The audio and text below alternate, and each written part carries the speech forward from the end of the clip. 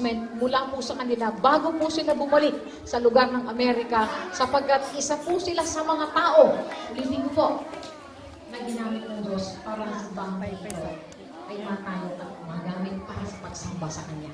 Hindi lang po yan. Dahil sa pananalangin natin sa lugar na ito at sa maraming tao, marami pa po ang dadalo sa lugar na ito. Marami pang himala, marami pang kaluluwa ang maliligtas, marami pang mga may sakit ang gagaling, marami pang puso ang mababago. Do you believe that? Do you believe that? Amen? Sino? Palagpakan pa natin ang Panginoon. Tanggapin po natin ng may pasasalamat sa Diyos at pagpupuri sa Kanya ang mga taong tinutukoy ko po. Pakinggan po natin sila. Hallelujah. Galing pa sa Hope for the World Church America. Hallelujah. Our beloved, nagtutok. Ate, mauna lang po kayo. Ladies first. Our beloved, at banggitin ko lang po sila isa-isa. Si Brother Ed Abihuela, si Ate Carmen, of course, hallelujah. Napakagandang Ate Carmen, hanggang ngayon, beauty pa talaga. Of course, Kuya Ulysses Uy, Ate Carmen Sita Chavez, Brother Tonet Chavez, and Chinet Chavez. Praise God. Palakpakan po natin ito sa kanilang buhati. Bati po kayo, Ate Carmen. Hindi po kami papayag na hindi kayo makabati. Galing pa po ito sa malayong bansa para makita lang kayo paglikuran. Magandang hapon sa inyong lahat. Nandito po kami kasi gusto namin ipamahagi yung mga biyaya na natanggap namin mula sa Panginoon. Gusto namin ipamahagi sa inyo kung ano mang meron kami na sa maliliit na pamaraan ay mapamahagi namin sa inyo sa ganitong pamamaraan. So, galing pa po kami sa LA. Nandito rin kami nung kailan nga?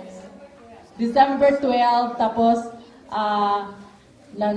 nangyari po na makauwi po ulit kami kasi kasama ko na po ngayon yung asawa ko. So, malaking biyaya po sa amin yung makauwi kaming dalawa magkasama. So, binibigay po namin lahat ng glory sa Panginoon. Kasi nandito kaming dalawa ngayon. So, gusto ko lang sabihin sa inyo na pagpatuloy nyo yung faith nyo sa Panginoon. Kasi wala pong imposible as long as palagi kayong nagdadasal at pagpatuloy yung faith niyo sa Panginoon. Wala pong imposible sa Panginoon. So, salamat po ulit at sana magiging masaya lahat ng yung pagtitipon natin ngayong hapon na to. Okay? Thank you po, Ate Carmen. Praise God. Hallelujah. At ngayon naman po ay tawagin po natin ang kanyang beloved husband bago siya umalis. Hallelujah. Kuya, halin po kayo. Pakinggan po ang ginawa ng himala ng Diyos kasi nandiyan na yung kanyang green card. Praise God. Hindi po, Kuya. Let's give God the glory. Maraming salamat po sa lahat ng pumunta dito at kay Pastora Cecil. Nung Pasko hindi ako nakasama kasi 9 na taon ko na pong inaantay na makabalik sa bansa natin. At saka nung March 18 lang nangyari yung pinagdasal ko na makuha ko yung green card ko. Kaya ngayon nandito ako. Ako'y nagpapasalamat sa Diyos at binabalik ko sa Kanya lahat ng blessing na natanggap namin. So, gusto ko lang ipaalam sa inyo na yung church namin sa LA, mas malaki pa to kaysa church namin sa Los Angeles. So, hopefully, within the year, makukumpleto natin to. Ipagdadasal pa rin natin na masimento, mabigyan ng tubig, at pag-uusapan namin, pagbalik namin, at least napuntahan na namin talaga itong simbahan na to. So, magre-report kami kay Pastor Noli, kay Pastor June, na marami pang kailanganin dito sa simbahan na to. At sana ay pagpatuloy nyo pagpunta dito linggo-linggo at magpapasalamat sa walang iba kundi sa Kanya. Okay, thank you. Yes, praise God. Kuya, it's your chance, hallelujah, to give God the glory. Kuya Ulysses, oy, praise God. Lakasan naman natin yung palakpak natin sa Diyos. Para kay Kuya Ulysses.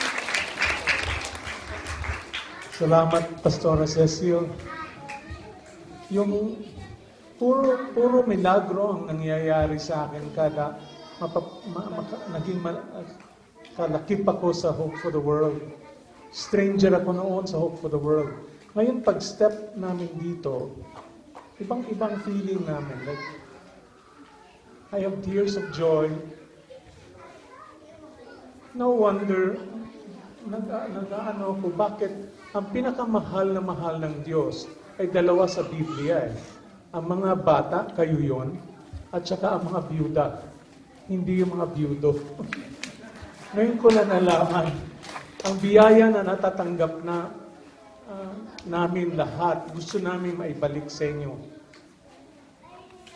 Masyadong sacred ground talaga ito. Pagpasok ko lang, ibang-ibang joy ang ano ko.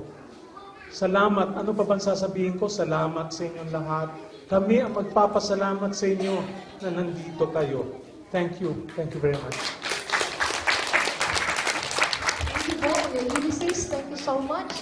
Hallelujah. Salamat din po sa buhay nila Kuya Tano. Lagi po silang nakakasama dito. At sa oras po ito, bago po tayo tumungo doon sa huling bahagi, I just want to call our beloved pastor na mag-share ng salita ng Diyos, Pastor Jeff, na lagi po nating nakakasama dito sa follow-up, sa visitation, prayer for the sick. Lagi po natin siyang nakakasama. At alam niyo po, nung huling, last Friday, Pastor, the other Friday, no? Ay dinalaw po. Kaya di po ba sabi ko nga sa inyo, mga minamahal, bago kami pumunta dito, may mga dinadaanan po tayong Bible study. Sa lugar po ng Samson family, yung pamilya ni Ate Aida, no? Diyan po dinadaanan natin, pamilya po ng Kuya Ate Maggie at Kuya John, yung pamilya po dito sa Balasing. Lahat po yan ay inaabot natin, pinapanalangin, biniministeryuhan ang salita ng Diyos, hindi lamang po kayo. So, ibig sabihin, talagang napakaganda ng plano ng Diyos sa lugar na ito. Kaya yung naramdaman ni Kuya Ulysses, yung po'y hipo ng banal na Espiritu as a confirmation that God will do something great and will continue to do more in this place. Basta't nandyan po kayo. Amin o ba? Paano gagawa ang Diyos ng himala kung wala kayo? Gagawa po ang Diyos ng himala kung tayo po'y patuloy na lumalapit sa Kanya. Amin o ba? Amen? Kaya tuloy-tuloy lang po. Sabi nga po ni Ate Carmen kanina, tuloy-tuloy lang. At sabi po ni Kuya Ulysses at ni Kuya, dapat linggo-linggo. At dapat tuloy-tuloy. Amen ho ba? Amen. Purihin po ang Panginoon. Pastor Jeff,